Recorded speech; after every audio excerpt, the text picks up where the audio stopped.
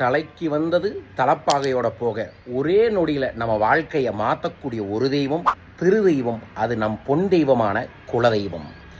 ஐப்பசி 1 நாளை பிறக்குது. தமிழ் மாதத்தில் முதல் தேதியில் குலதெய்வ வசிய பூஜையை யார் செய்கிறாங்களோ அவங்க குடும்பம் நல்லா இருக்கும். கை நிறைய மஞ்சள் எடுத்து அதில் 8 காசை வச்சு அந்த காசை காணிக்கையாக குலதெய்வத்திற்கு எடுத்து வையுங்க. கூடவே அந்த மஞ்சளை நிலவு வாசலில் பெருசாக தேய்ச்சி குங்குமம் வையுங்க. அந்த குங்குமத்தை நீங்கள் நாளை முழுவதும் வையுங்கள்.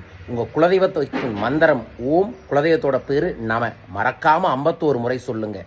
குலதெய்வம் தெரியாதவர்கள் திருச்செந்தூர் முருகனை பிடிச்சிக்கங்க.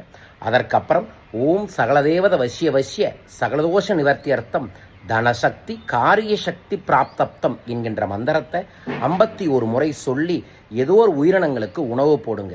இதை யார் ஒருவர் நாளை செய்கிறார்களோ நிச்சயமாக உங்கள் குடும்பத்தில் இந்த ஐப்பசி மாதத்தில் எதிர்பாராத செல்வ செழிப்பு கிடைக்கும்.